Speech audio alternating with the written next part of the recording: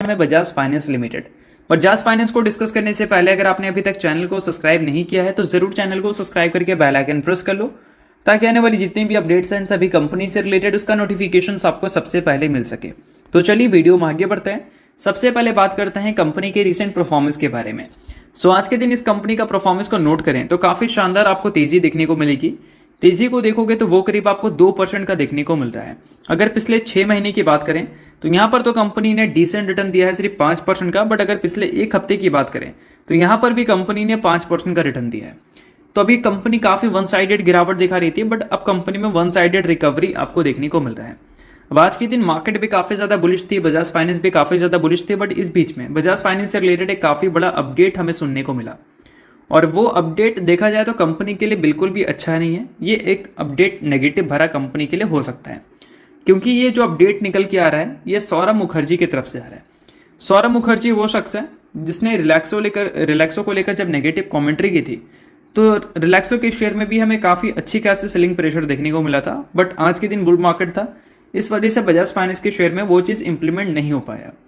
तो सौरभ मुखर्जी ने क्या कहा, तो वहाँ पर मेंशन किया गया है कि बजाज फाइनेंस में उनका जो पोजीशन था उसको वो फिलहाल कट कर चुके हैं। अब कट करने का क्या रीज़न है, क्योंकि बजाज फाइनेंस ने अपने क्वार्टर 2 के अर्निंग्स के बाद जो कॉल अपडेट किया था उसमें कंपनी ने कुछ इंपॉर्टेंट चीज़ें मेंशन की थी जो कि सौरभ मुखर्जी को बिल्कुल भी अच्छा नहीं लग रहा है, और इसी रीजंस की वजह से वो यहाँ पर बजाज फाइनेंस में थोड़े से खुश नज़र नहीं आ रहे हैं। तो चलिए सभी चीज़ों को थोड़ा सा डिटेल में जानते हैं। देखो दोस्तों, यहाँ पर एक काफ़ी इंपॉर्टेंट पॉइंट मेंशन की गई है और वो पॉइंट यहाँ पर ये है कि कंपनी ने क्वार्टर 2 के अर्निंग्स के बाद जो कॉल अपडेट किया था उसमें कंपनी ने B2C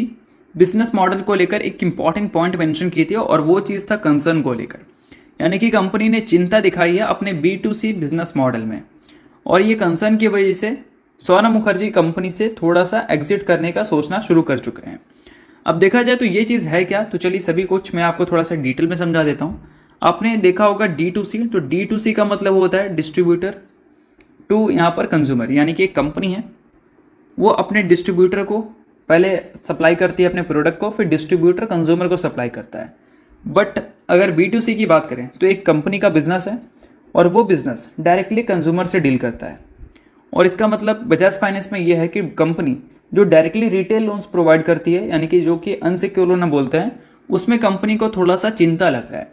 तो ये चीज़ों को हाईलाइट करके वो यहाँ पर थोड़ा सा पोजीशन को कर चुके हैं ट्रिम। तो ये एक तरह से देखा जाए तो कंपनी के लिए नेगेटिव पॉइंट है। अब देखा जाए तो स्टॉक के लिए नेगेटिव पॉइंट नहीं है, बट जो चिंता वाली बात है कंपनी के मैनेजमेंट की तरफ से मेंशन की गई है, अगर वो एक्चुअल में एग्जीक्यूट होता है तब तो स्टॉक के लिए भी नेगेटिव होगा। बट जो कॉमेंट्री है वो बुल मार्केट की वजह से तो नहीं दिखा, बट अगर वही बियर मार्केट में ये कॉमेंट्री आ जाती तो कंपनी के शेयर में काफ़ी अच्छी गिरावट देखने को मिलती। साथ में दोस्तों एक और काफ़ी बड़ी अपडेट है जो कि आपको मिस नहीं करना चाहिए, और वो अपडेट ये है कि कंपनी में जो पिछले कुछ टाइम से तेज़ी देखने को मिल रहा है, इस तेज़ी में काफ़ी सारे लोग फोमो बाइंग करने जाएंगे, बट फोमो बाइंग करने की कुछ खास ज़रूरत है नहीं, क्योंकि बजाज फाइनेंस आने वाले क्वार्टर्स में भी आपको इन्वेस्टमेंट का मौका देगी।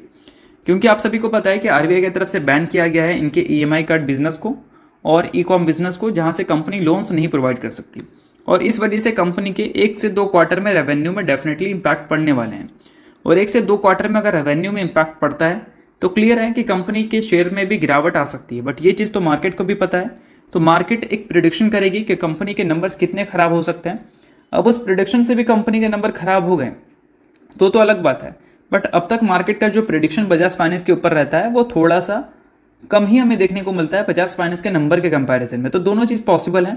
कंपनी में गिरावट भी पॉसिबल है और कंपनी में तेज़ी भी पॉसिबल है। अब देखते हैं कि आने वाले क्वार्टर 3 के नंबर कंपनी कैसा शो करती है, फिर क्वार्टर 4 के नंबर्स काफ़ी ज़्यादा इंपॉर्टेंट रहने वाले हैं शेयर होल्डर के लिए भी, उनके लिए भी जो कंपनी में इन्वेस्टमेंट करना चाहते हैं और उनके लिए भी जो कंपनी को बेचना चाहते हैं। दोस्तों रिसेंटली हमने कंपनी के टेक्निकल्स को डिस्कस किया था, जिसके बिहार पर हमें ये कंक्लूजन मिला था कि कंपनी के ट्रेंड में एक रिवर्सल वाली साइन अब हमें देखने को मिल रही है, और वही चीज़ हमें पिछले 2 दिन के ट्रेडिंग सेशन में देखने को मिल भी गया। बट कभी भी कंपनी जब गिरावट के बाद रिवर्स होती है तो वहाँ पर हमें कंपनी के प्रीवियस हाई का ब्रेकआउट का वेट करना चाहिए, और ये कंपनी का जो प्रीवियस हाई है ये वाला, इसका अगर कंपनी ब्रेकआउट मान लो करती है तब कंपनी में हम कंफर्मेशन इस चीज़ को मान सकते हैं, यानी कि जो रिवर्सल कंपनी में दिख रही है वो रिवर्सल को कंफर्म मान के चल सकते हैं। और यहाँ पर जो हाई है वो 7600 के करीब का है, अगर इसका कंपनी ब्रेकआउट कर देती है तो कंपनी में अच्छी तेज़ी देखने को मिलेगी। बट यहाँ पर कंपनी में 2 रेसिस्टेंस है, एक रेसिस्टेंस यहाँ पर है, एक रेसिस्टेंस उसके थोड़े ऊपर है। तो नेक्स्ट ट्रेडिंग सेशन अगर कंपनी पॉजिटिव दिखे तो कंपनी अपने पहला रेजिस्टेंस को टेस्ट करेगी, उसका ब्रेकआउट हुआ फिर दूसरा रेजिस्टेंस को टेस्ट करेगी और दोनों का ब्रेकआउट हुआ तो फिर कंपनी में देखते देखते आपको 8,000 के जो लेवल हैं वो काफी करीब आते हुए देखने को मिलेंगे। पहले अगर आप चैनल पे पहली बार आ रहे हैं तो जरूर चैनल को सब्सक्राइब करके बेल आइकन प्रेस कर लो,